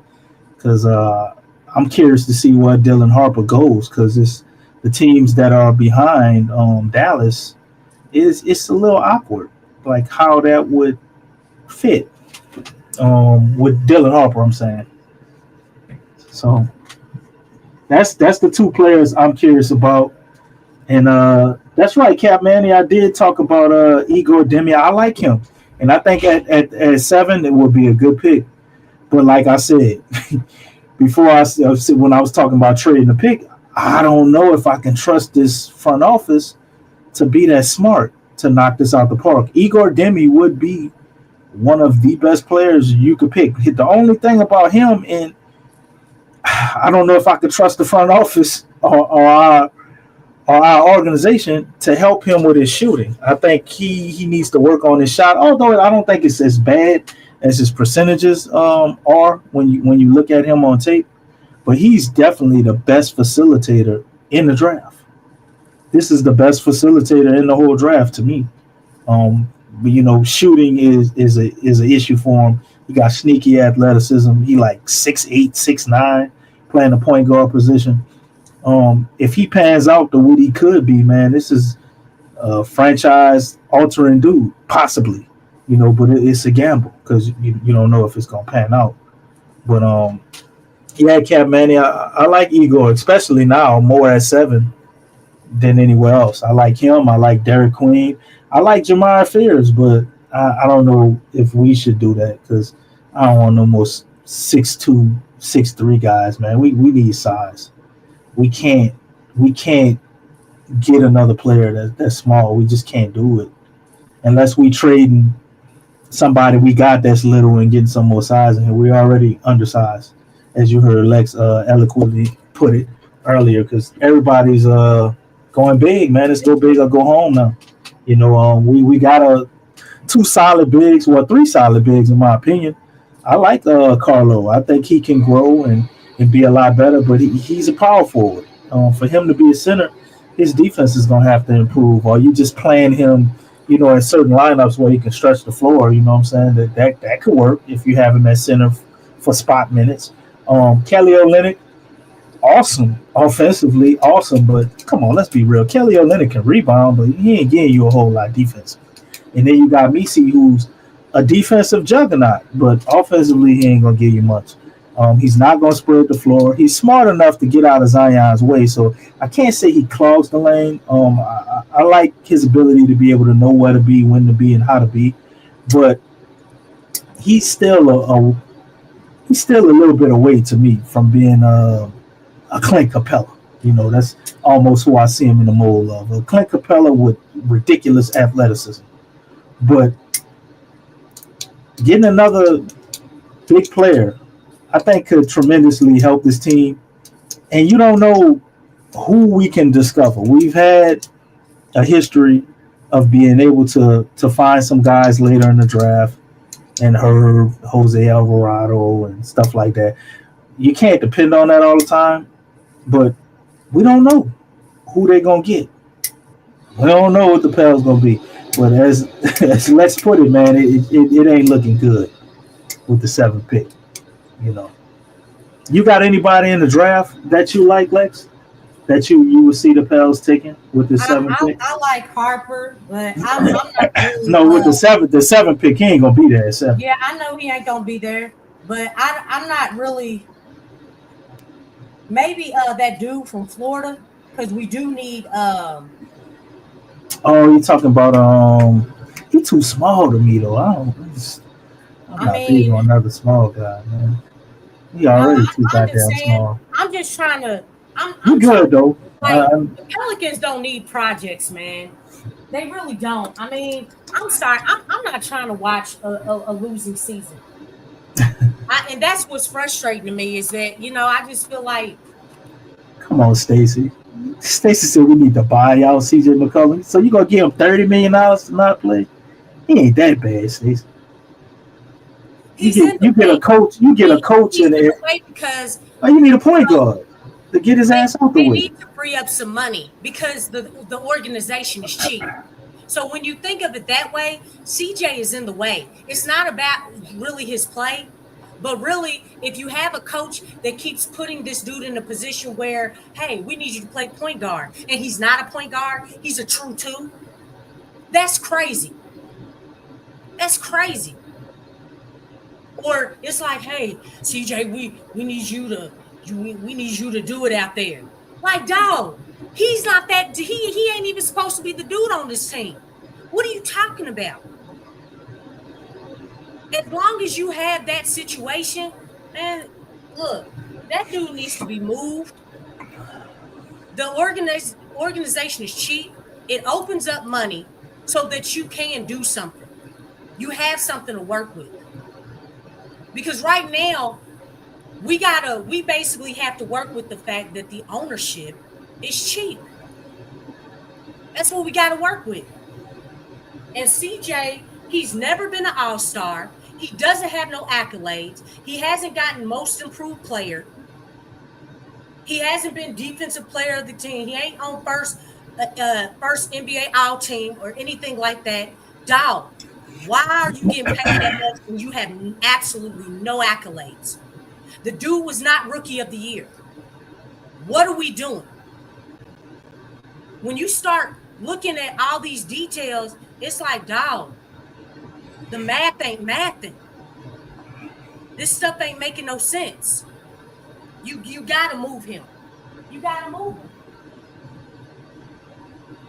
Yeah, you gotta move him, but I don't know about buying him out. Well, partially because I know that ain't gonna happen. I understand what you're saying about salary cap implications of that, Stacy, but this is last year, and you don't think under a competent coach, CJ can be useful? I mean, he did shoot.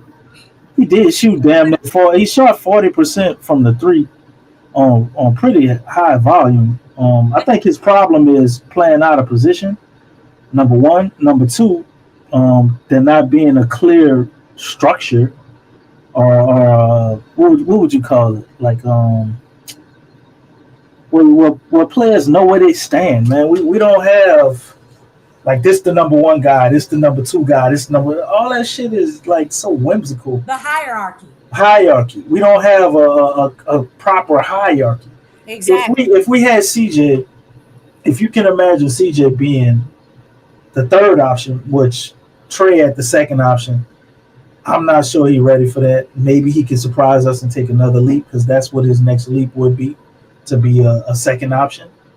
But Trey as the second option and CJ as a third option, I don't think CJ looks bad at all. Maybe overpaid, but not bad. You got two guys you're initiating the offense through. The defense playing pretty good, and then you kick it out to CJ, who gets a one-on-one situation, and he get the cook. I think he kills it in that situation. Either that, or you have him off the bench, and you saying the second coming of Jamal Crawford. I think CJ could be that good, but you have to have the Jamal Crawford. You could year? Huh? Who was the sixth man of the year? Yeah, you don't think CJ could be the sixth man of the year? No, he hasn't come close to it yet. Come on, Lex. Chicken. Look at what the team. Look at the team that he's on.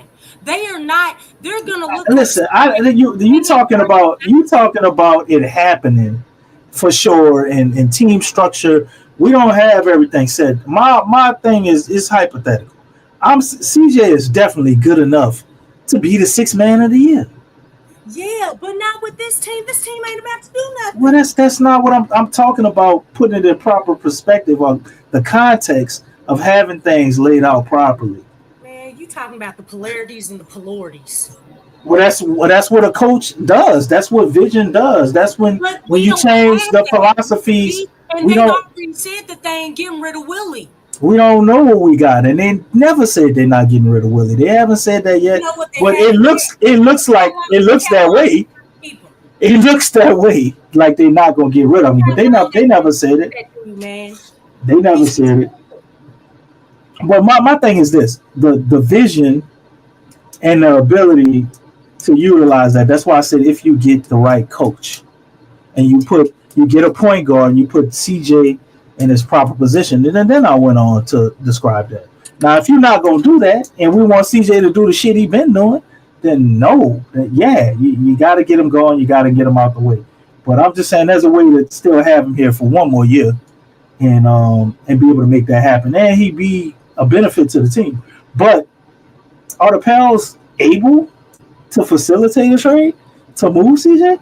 He's expiring, so that's a little more exciting or enticing to teams versus last year. But I mean, the way we've traded in the past, hopefully Joe Dumars is a better negotiator than David Griffin. Everybody likes to talk him up for his trading acumen, but I mean, it took us 5 second-round draft picks to get off Devontae Graham, and we kind of get the bottom of the barrel in most of the trades we facilitated. The DeJounte Murray trade was looking good, and then he got hurt, so now it looked like shit. They kept adding stuff to the deal, though, which I thought was interesting. And I'm like, okay. I mean, they added some players, but the picks were always what they were, and the main people were what they were. And the players that we wound up giving up, Larry Nance, what was the other kid? Like, he wound up not even playing, I don't think, last year. I forgot his damn name. We drafted him from Ohio State, man. I can't remember this dude's name. But we gave up him. And what else did we really give up? The 2 picks. I mean, if you tell me DeJounte Murray is going to stay healthy, I mean, I would do that trade 10 out of 10 times if I knew he wasn't going to tear his Achilles. 2 firsts. Yeah, I wasn't excited about the 2 firsts. That's right, man.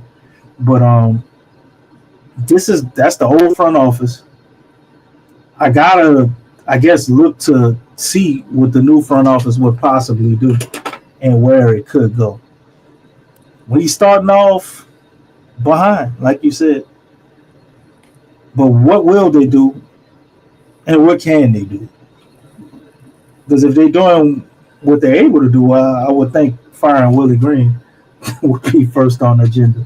Because you are for sure right. If we keeping Willie Green and CJ McCollum, is a recipe for disaster. Because Willie Green is going to continue to treat CJ like he's, I guess, the number one on the team. Like you got clutch situations, and Willie Green sitting down talking to CJ like how they gonna work something up through him, and the shit don't never work, and we keep doing that. It's stupid, extremely stupid. I understand your frustration, but shit. No, it's not frustration. I just, this is the same thing we've been talking about. Like I said, this is confirming everything that we talked about at the beginning. Mm-hmm. And everybody was talking about this draft and everything, and trying to lose. Yeah, let's lose so we can get a pick. Man, look at the situation now. Just because you're tanking does not guarantee that you'll get a top pick. And I said that. You know what I'm saying? It don't guarantee you get a top pick, but you would think you should at least be in the top 4 to 5. Like, this is crazy. Is that the Pelicans didn't. They handpicked 3 teams to be up there, in my opinion. Dallas, they put up there to save them. It makes me look at Nico totally different, because now I'm looking at it like this whole Luka trade. I think it came from up top. Like, this may have been something the league orchestrated. Because how does Luka go to the Lakers and then all of a sudden now Dallas got the number 1 pick with a 1.8% chance? It's insane. And then San Antonio, for some reason, is always picking. It feels like in the top 3, the top 5 every goddamn year. They're constantly up there, and they get the 2nd pick. And then you got Philly, who, ironically has problems with Joel Embiid. They get blessed with the 3rd pick. And then you start seeing the teams that actually belong up there. I knew teams were going to be penalized for their efforts to tank. I talked about that. I didn't think we would be one of them because we actually weren't tanking. We just were that sad. That's probably the NBA. The NBA didn't see it that way. What you say, Lex? I was just saying the front office or the NBA league office probably noticed that too. Like, man, they're not really tanking. They just, just like what you said. It's like what you said, man. But the Pelicans just, I think it just has a lot more to do with the history of the organization. And the history of the organization, like, the Pelicans, man, really the whole Joe Dumars, I know we already talked about this, the whole situation with him is deja vu. And it's yet to be seen what he can do. That's the only difference about this, which that's way to be seen, because even with Joe Dumars being here, my stance has not changed. Because at this point, I want to see it. Oh yeah. I want to see it. I'm not going to, like, that's just like with Big Q when he was talking about with Willie Green. He was talking about last year, Willie Green has to change. I just step it up. Change. I was like, you know what? I'm not with Big Q because I want to see it. At this point, you got to show me. I don't want to hear you talk about it.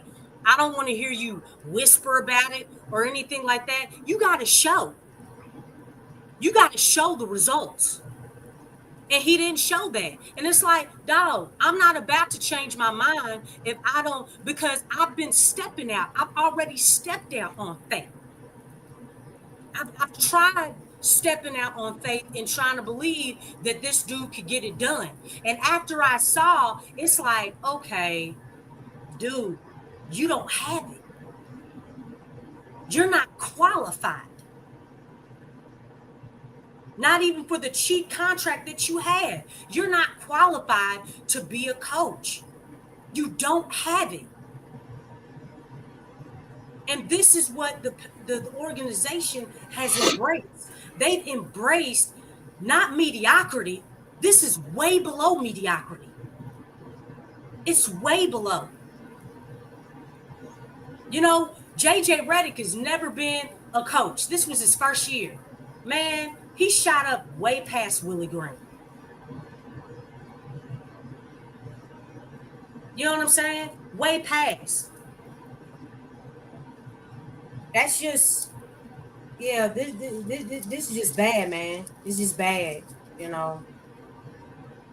Obviously you want to hope for the best and stuff, but no, I'm not hoping for the best. I'm just laying out. I'm just giving a different perspective from yours. That's all. But it's horrible. The only positive thing I can say is, and that's, I want to see more, like you said, but I'm looking at it, I guess, from a possibly positive or possibly negative lens. I don't know what this front office is going to do. I don't know what they're capable of. Joe Dumars ran an organization, 10, 15 years ago? Like, I don't know. I don't know how this shit gonna look. But the odds are, it's not gonna look good. But I mean, Joe Dumars did run an organization in a different era, pick the team, actually put the players together, and won a championship without a superstar. So somebody who did that, I'm not gonna just count him out without at least giving it some type of chance. But if they keep Willie Green, we all know this season it's another lost season. Let's just be honest. If Willie Green is the coach, we just wasting another fucking year. No matter what they do, if they make it to the playoffs, it's still another wasted year. And I almost wouldn't want them to make it to the playoffs because I would be scared that they would extend Willie Green. So I get it. But as far as the construction of the team, who we draft, what we put together, all of that is still unknown. The fact that the Pels, like I said, are looking to go for Giannis, looking to go for Ja, and all of this, it indicates that they know they need to make some big moves. Will they get either of those players? Probably not. But the fact that they're trying and they're at least considering it is, I guess, a huge difference from what they used to do. So I don't know how this is going to turn out. I'm not extremely optimistic about it. I'm trying to be slightly, because there is a level of unknown to this. You got Troy Weaver, who comes in here, who, if you look at his background, Troy Weaver is actually pretty good at drafting, so they say. Or if you want to give him credit for OKC, because he was over there, and a lot of people say he was the main reason that they drafted Russell Westbrook, because he was the main person pumping him home to them now. And you can look at some of the players he put with Detroit, which, if you don't want to give him credit for that, I understand, because they sucked. But Cade Cunningham, you would say, was a layup, but he did grab Jalen Duran. He did find, what's the little dude who won't fight all the time? Beef Stew. He did draft a Sar twin. All those picks look pretty solid. Jay Navi as well, good pick, but that's another one you can kind of say was a layup. And I'm just looking at what could be versus what can't be, because I don't know what's gonna be. But they, you gotta let them make some more moves, and that's right, Philly Phil. You gotta cry to keep from laughing. And I don't know what the hell you talking about, Stacey. My baby being in kindergarten. My baby gonna be homeschooled. Ain't got time for that shit. Well, yeah, Lex. I'm here. Go ahead and shoot down my optimism. Go ahead. Go ahead and Oh, shoot down that optimistic I shit. said what I said, man. I've been saying what I've been saying since the beginning of the season. And, like I said, the confirmation is there. It's right there in front of us. Yeah. Because Oh my we God. thought it Molly. was going to be like a no-win situation. Pelicans ain't about to compete in the division because there's better teams, not just stars. I'm not just talking about just Zion. I'm talking about the team. They have better front courts. You know what I'm saying? They have better back courts. Now wings, maybe we can, give and take there, but golly, man. And then you have to also calculate in experience. Other teams have more experience than the Pelicans. And they have better coaching and a better coaching staff. You got to include that too. Well, James Borrego is going, Lex. We got to open it. That's not good enough. That's not good enough. Man, I'm tired of these mediocre moves, man. Who else is tired of mediocre moves? They ain't make no moves yet. That's what I'm saying. They haven't made any moves. Like probably just below because oh dang, damn, I hope that ain't good. Dang, Jason Tatum might have torn his Achilles. You sure, Jeffrey? I thought they said it was his ankle. That's that would be bad, man. That would be horrible. Well, Marley said he happy they're keeping Bryce Graham. Lex, you care to comment? Huh? Marley said he's happy they're keeping Bryce Graham. You care to comment? Ain't nothing to comment about. I mean, Bryson Graham is a baby. We got a whole bunch of babies on this team. And remember I told you that before they made all these moves, Joe came in. One thing that I was saying is that like nobody looked good in the front office. And as you can see, look, you know how Big Q was talking about Swin Cash? She ain't there. You know what I'm saying? A lot of people that we thought Swin decided to leave once they hired Troy Weaver because she was unsure of her direction with the team. So she decided to leave as well as James Borrego. So they didn't actually fire them. They actually decided to leave. Okay, well that's fine. But you know what? They left in a bad situation because I didn't see their imprint. You know what I'm saying? So we can only assume that they really weren't doing it. And probably, left because, we ain't about to get that free paycheck for doing nothing. You know what I'm saying? Right. So yeah, you don't know. But what you do know, the Pels have the 7-pick family, so we're gonna have to cope with this. That's probably the worst possible outcome of the season because at that rate, it makes you look at the sitting out Zion, the whole thing, just a complete fucking waste. Like they tanked for nothing. Well, not really, because even with Zion, we would have won probably another 10 games maybe if they wouldn't have held them out of those games that they did, maybe 5. So they still would have been in a similar situation. Probably would have wound up with the same pick. But we still got to watch it play out. I ain't selling no hope. Ain't got no optimism to present. Although you have to look at things negatively as well as optimistically. But I do understand when you're dealing with the Pelicans who have been perpetual fuck-ups.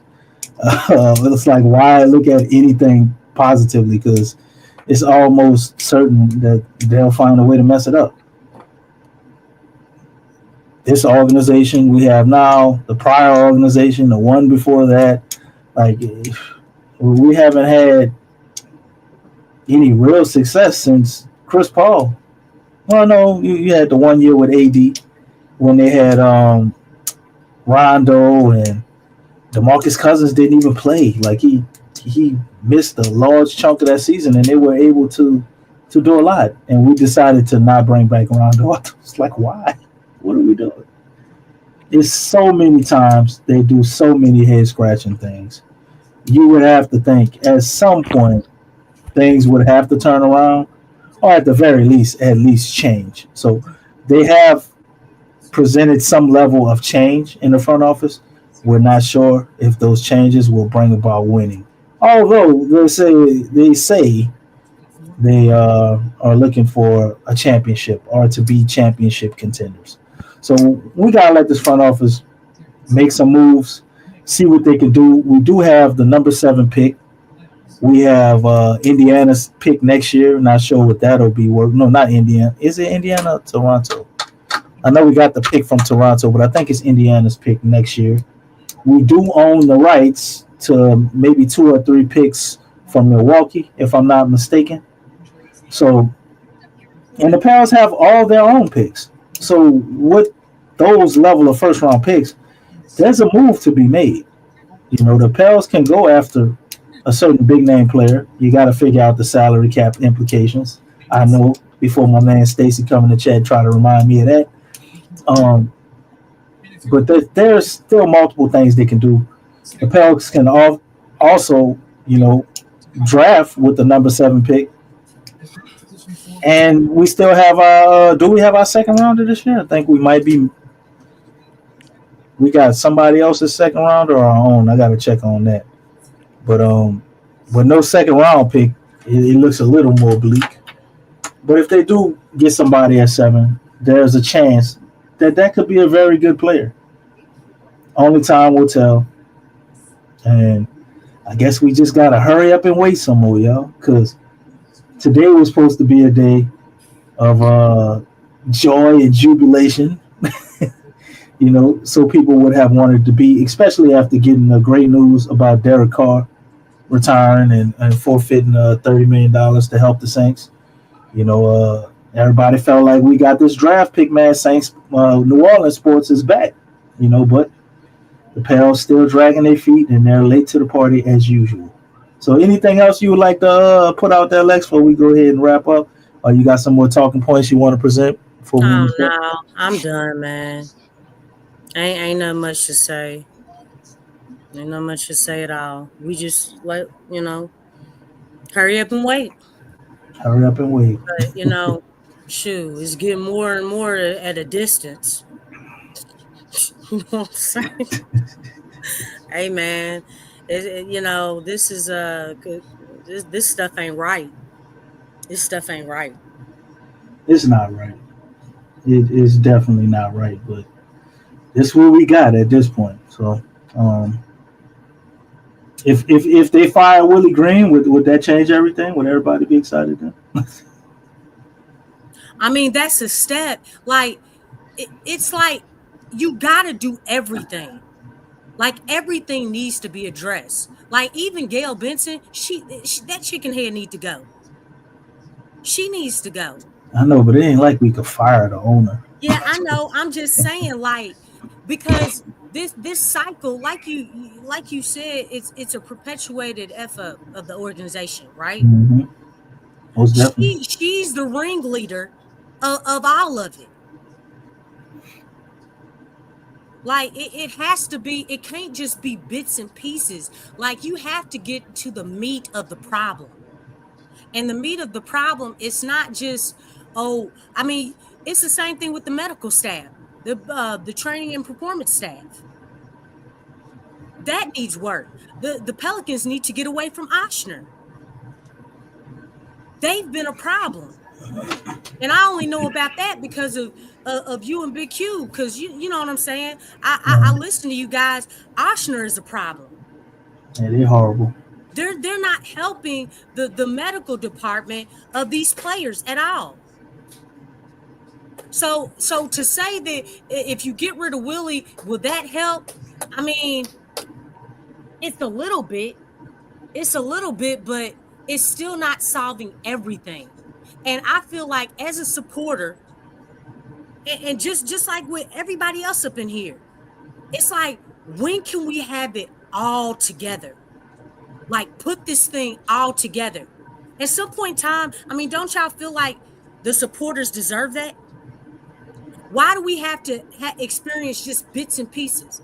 Oh, well, we did this change. Aren't you happy? No, we ain't happy. Put it all together and stop half doing the job. Stop trying to cheat the supporters in what you need to do to build this whole thing up. Because doing it bits and pieces at a time, you're perpetuating a horrible cycle. This doesn't work. It doesn't work. And so you need to change the way that you're doing things. They're doing the same routine. And they think the supporters are idiots and stupid. It's like, dog, you've done this before. You hired a new VP and you told the VP to keep the coach that the last VP hired. No. I'm going in circles. You've done this before. This is crazy, man. Yeah, it's definitely crazy because that's the definition of insanity. Keep doing the same old thing. It's deja vu, and I think she's purposely doing that. Be like, all sales, because I don't think it's more so. Her focus is not on winning. Her focus is, how can I keep the cash flow coming in? Because this is my piggy bank. That's what she's thinking about. She ain't thinking about winning. I don't think she's thinking about that, Lex. I don't think she's thinking about anything. I think it's a bunch of people running the team, and she's just a figurehead collecting the check. She just wants to keep the money coming in. Yeah. J Black, what do you mean where'd JB go? Ain't you JB? Are you talking about yourself?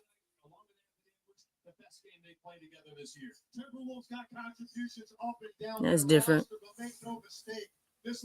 All right, and with that, I'm gonna go ahead and say, hopefully, go Pels. Hopefully, go Pels. This just keeps getting better and better. To be continued. Yeah, to be continued. To be continued. Dun, dun, dun. We'll be back with a show to, I guess, go over some draft selections. Now that we know where we stand in the draft, we can give a realistic outlook on who the Pels probably get if they don't include the pick in the trade. And with that, I'm gonna bid you guys a good night. Hopefully, go Pels, and we'll see y'all soon. Peace. You're listening to the Pelicans post-game report on the PRO Media Network. For all things Pelicans. Perfect. Fly Pelican, fly Pelican, fly Pelican. And I tell them that. Fly down, I'm a Pelican forever. Pelican forever. Ain't gon' lie, I feel flyer than I ever been. We stay ballin', this New Orleans, I'm a Pelican. It's going down in the nest, wild, wild west. Come in town and you best, show us some respect. 3-point threat, I better make it rain. If it's up, then don't jump stupid like your ankle sprain. Always saying, never hate the player, hate the game. Jumper where the dame late, bunch of train. Post game, big Q, talking about business. Bird gang, YouTube, they ain't flocking with us. Lock up the division mission, get into the finals. Finish competition, then it's going win the title. I know this flyer than you can get. Such a threat that the ref just might call a tag. You could double, you could press, but you can't check. Right, left, slide by you like a Eurostep. Fly Pelican, fly Pelican, fly Pelican. And I tell them that birds of a feather flock together. Fly down, I'm a Pelican forever, Pelican forever. And never, and never, and never, and never, and never, and never say birds of a feather flock together. Yeah, fly die, I'm a Pelican forever.